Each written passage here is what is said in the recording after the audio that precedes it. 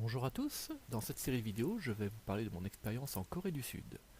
J'ai passé 2 semaines en Corée du Sud et j'ai vraiment adoré ce voyage. Bon, par contre, malgré des recherches sur internet et l'achat de guides de voyage, j'ai eu quand même du mal à trouver des informations pour préparer mon voyage. Je vous propose donc de vous donner quelques conseils si jamais vous prévoyez un voyage en Corée du Sud. Bon, déjà, pourquoi visiter la Corée du Sud? L'idée m'est venue après 2 voyages au Japon. J'ai adoré le Japon. Il faudra que je fasse des vidéos là-dessus d'ailleurs, mais bon. Et je me suis posé la question. Maintenant, quel voyage je pourrais bien faire en Asie qui pourrait me procurer une expérience similaire? Il n'y a pas trop le choix. La Corée du Sud, c'était le choix le plus évident pour moi. C'est un pays développé, propre, accueillant, avec une culture riche et ancienne, beaucoup de sites touristiques, et en plus les prix sont plus bas qu'au Japon. Il n'y a pas de doute, fallait essayer. On va commencer par quelques généralités. Déjà, quand partir? L'idéal pour le climat, c'est au printemps ou en automne. Parce que les hivers sont assez rudes, les courants d'avoir moins 20 degrés là-bas. Bon. Et pendant l'été, il y a la période des typhons. Ça, c'est pas terrible. Moi, j'y suis allé au mois de mai. Et franchement, j'ai pas eu à me plaindre. 2 jours de pluie pour 2 semaines de voyage, c'est pas mal comme ratio. Comment y aller? Plusieurs compagnies proposent des vols quotidiens Paris-Séoul. Moi, j'ai pris un vol chez Air Asiana, une compagnie coréenne. Pas de problème. Personne n'a été très courtois, la nourriture servie était plutôt bonne pour de la nourriture d'avion. C'est pas courant. Avec une mention spéciale pour les plats traditionnels coréens servis pendant le vol. J'ai eu droit à l'aller par exemple à un bibimbap. Une fois atterri, j'ai été agréablement surpris. Pas de longue file d'attente pour la douane. Je suis passé très rapidement. La douanière ne m'a pas posé 36 questions, comme ça se fait aux États-Unis par exemple. En fait, à côté du douanier, il y a un écran qui vous dit ce qu'il y a à faire pour la prise d'empreinte digitale, la photo, tout ça. Pendant ce temps, le douanier scanne votre passeport, vous adresse à peine la parole et c'est déjà fini. Si c'était comme ça partout, ce serait formidable. Une fois la douane passée, il faut trouver son chemin vers les transports. L'aéroport d'Incheon est à une cinquantaine de kilomètres de Séoul. Moi j'ai choisi d'aller à Séoul par le train. On peut également y aller en bus ou en taxi. Pour accéder au train depuis le terminal 1, il faut descendre d'un étage et suivre les panneaux AREX. C'est pas toujours très bien indiqué. À un moment je suis arrivé sous une verrière, il y avait un cinéma, j'ai pensé que je m'étais perdu. Mais non, c'était bien la bonne direction. Une fois arrivé à la plateforme, vous avez le choix. Vous avez les trains AREX bleus qui font des arrêts, de nombreux arrêts entre Incheon et Séoul, et des trains AREX orange qui sont des directs pour Séoul. Moi j'ai pris le orange, le direct. Les billets s'achètent sur des automates qu'on peut utiliser en anglais. C'est très facile, on peut utiliser une carte de crédit pour payer. Bon, clairement si vous ne parlez pas anglais, ça va être un peu difficile pour vous en Corée quand même. Donc, une fois que vous avez votre billet de train, il ne vous reste plus qu'à descendre sur les quais et attendre. Regardez bien le reçu qui vous a été donné avec votre billet. Il indique en toutes lettres l'heure et votre numéro de siège. Prenez le bon train et le bon siège. Sinon, c'est l'amende assurée. Il contrôle systématiquement. Il y a des trains environ toutes les demi-heures. Le voyage prend moins d'1 heure jusqu'à Seoul Station, la gare principale de Séoul, en plein cœur de la ville. Une fois sur place, pour me rendre à mon hôtel, j'ai voulu prendre le métro. Et là, gros problème. Les automates qui vendent des tickets de métro ne prennent pas les cartes de paiement. Ils n'acceptent que du cash. Évidemment, il n'y a pas de distributeur de billets dans la station de métro. J'ai donc dû sortir de la station de métro, retourner dans la gare, trouver un distributeur. Et là, attention, certains distributeurs ne prêtent pas les cartes étrangères, que les cartes coréennes. Les distributeurs étant plutôt rares, comparés à d'autres pays comme le Japon ou les États-Unis, pour vous simplifier la vie, je vous conseille de retirer de grosses sommes. De toute façon, la Corée est un pays sûr, il y a très peu de voleurs. Ça vous évitera le stress de devoir tous les jours chercher un distributeur pour retirer 20-30 euros. Le métro de Séoul en lui-même est assez classique. Il faut juste faire attention avec les tickets de métro. Ce sont des cartes en passe sur un lecteur sans contact. Moi, quand j'utilise ce genre de carte, j'ai tendance à agiter ma carte 1 à 2 secondes sur le lecteur. Grosse erreur. Le lecteur risque de considérer ça comme une entrée et une sortie. Du coup, une fois arrivé à destination, vous ne pourrez pas ressortir de la station. J'ai eu ce problème. Mais par chance, il y avait un employé du métro qui était présent et qui a pu m'aider. Il existe des cartes rechargeables, mais je ne sais pas où on peut se les procurer. Les automates ne semblent pas en vendre. Du coup, je me suis contenté de cartes aller simples. Bon à savoir, lorsque vous sortez de la station, une fois que vous avez passé le portillon, insérez votre carte dans un automate dédié, marqué Redeem Card, ou quelque chose comme ça. L'appareil avalera votre carte, vous donnera 500 won. Car à chaque fois que vous achetez un ticket de métro, en fait, il y a une sorte de consigne de 500 won qui est incluse dans le tarif. Ça doit être un truc écolo pour limiter les déchets. Bon, vous n'êtes pas obligé de le faire, hein. Si vous voulez garder un ticket en souvenir, pas de problème. Mais il faudra renoncer à vos 500 won. Bon, en même temps, c'est pas cher, hein. Ça fait moins de 50 centimes d'euros, 500 won. Si vous devez prendre le train, vous pouvez réserver vos billets en ligne à l'avance. Mais le site en anglais ne fonctionne pas toujours très bien et il n'est pas très pratique.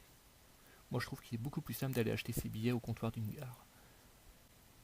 Les Français ne seront pas dépaysés car les Coréens utilisent des TGV français. Les premiers ont été même fabriqués en France, les suivants ont été fabriqués en Corée sous licence. C'est leur système de TGV, les KTX, sont très pratiques. On peut faire un Séoul-Busan en 2-3 heures, selon le nombre d'arrêts en chemin. Cependant, certains endroits sont mal desservis en transport public. Je pense en particulier à Gyeongju. Il faut visiter Gyeongju. On en parlera dans une prochaine vidéo. Pour cette raison, j'ai décidé de louer une voiture.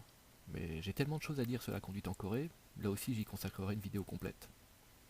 Sachez juste que conduire en Corée, c'est pas aussi compliqué que ce qu'on peut lire dans certains guides ou sur internet. Enfin, j'ai vu des choses vraiment alarmistes, c'est franchement exagéré. Maintenant, que faire en Corée? Ça dépend de vos goûts, évidemment. Il y a plein de choses à voir. Moi j'y suis allé pour les palais, les temples, les sites archéologiques, les musées, mais d'autres pourront y aller pour la cuisine, la K-pop, le shopping, les sports, ou je ne sais quoi. Je ferai des vidéos spécifiques sur Séoul et Gyeongju, parce qu'il y a beaucoup à dire sur ces deux villes, et c'est quand même là où j'ai passé le plus de temps. Au quotidien, moi je dirais que la Corée du Sud c'est facile à visiter. Les Coréens sont sympathiques, serviables. Si vous parlez un peu l'anglais, vous devriez vous en sortir, parce que toutes les personnes qui travaillent dans le tourisme parlent plus ou moins bien l'anglais. Si vous ne parlez que français, par contre, ça va être un peu plus compliqué, parce que personne ne parle français en Corée. Les principales langues parlées en dehors du coréen, c'est le chinois, le japonais et l'anglais. Pas plus. Mais j'ai pu constater une chose étonnante, c'est que les policiers ne parlent pas anglais. Donc ne comptez pas trop sur eux pour avoir un renseignement. J'ai eu le coup 2 fois à Séoul. J'ai demandé mon chemin à des policiers, ils étaient incapables de me répondre, alors que l'endroit que je cherchais était pourtant pas loin. Mais bon. Et puisqu'on parle de trouver son chemin, sachez aussi que les applications GPS qui utilisent Google Maps ne fonctionnent pas en Corée à l'heure actuelle. Donc essayez de trouver une autre solution. Un petit mot sur la cuisine coréenne. C'est assez différent des autres cuisines asiatiques et c'est parfois très épicé. Les plats les plus connus sont le kimchi, c'est du chou fermenté épicé, le bibimbap, un mélange de riz, de viande et de légumes à assaisonner soi-même. Pratique quand on n'a pas trop l'habitude des plats trop épicés, comme ça on met la dose d'épices comme on veut. Et aussi le bulgogi, préparation à base de bœuf, c'est très bon. La Corée, c'est un pays très propre, donc vous pouvez manger sans risque de la nourriture crue, boire l'eau du robinet, etc. Vous tomberez pas malade. Vous pouvez aussi acheter sans crainte de la nourriture aux petits marchands de rue qui proposent des brochettes ou des beignets qu'ils préparent dans les petits stands mobiles dans la rue. C'est propre, il n'y a pas de problème. Bon, pour les boissons, vous avez les marques internationales habituelles, hein, les Coca-Cola et compagnie. Vous trouverez aussi de nombreux sodas coréens. En général, ils sont très bons. Alors, méfiez-vous par contre des soi-disant thés en bouteille. On en trouve partout dans les distributeurs et dans les supérettes, mais beaucoup en fait ne sont pas à base de thé. C'est plus des infusions, avec des goûts franchement bizarres des fois. Donc, vous pouvez essayer, mais il y a un risque. Puisque je parle des supérettes, ou convenience stores, comme ils disent en anglais, c'est des endroits qui vous seront très utiles. Il y en a un peu partout. Ils sont ouverts en continu ou avec des horaires très larges, et on y trouve à peu près de tout. La nourriture, des articles de toilette. Bon, il y a vraiment du choix malgré la toute petite surface de ces magasins. A l'inverse, vous ne trouverez pas beaucoup de supermarchés en Corée, même en ville. Et une chose qui m'a étonné aussi, c'est le prix des fruits frais. Les prix sont vraiment élevés, même pour des fruits produits localement. Bon, quand on voyage que 2 semaines, c'est pas bien grave. Pour rester dans l'alimentation, je vais vous dire 2 mots sur les restaurants. J'ai parfois du mal à en trouver, même près des sites touristiques. On trouve des cafés partout, mais beaucoup moins de restaurants. Je ne sais pas pourquoi. J'ai constaté que les horaires étaient plus restreints qu'en France. Donc, par exemple, il y a de fortes chances qu'après 20 h, on ne vous serve pas. Donc tardez pas trop pour choisir un restaurant. Il y a aussi de fortes chances pour que dans un restaurant coréen, on ne vous donne pas une fourchette ou un couteau. En Corée, on mange avec des baguettes. particulièrement des baguettes en métal, c'est typique. Donc entraînez-vous avant de partir. Un dernier point, on laisse pas de pourboire en Corée. Et plus généralement, les prix sont toujours affichés, toutes taxes comprises. C'est un peu l'inverse des États-Unis.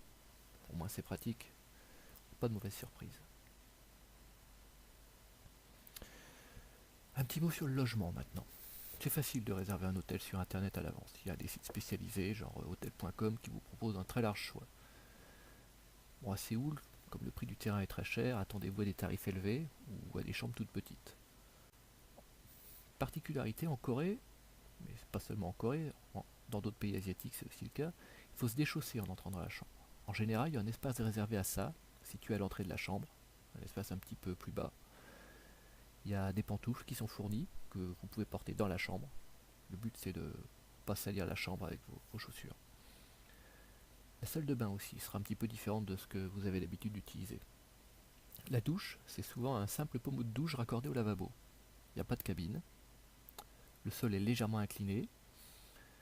On se douche directement. L'eau finit par terre et finit dans une bouche d'évacuation.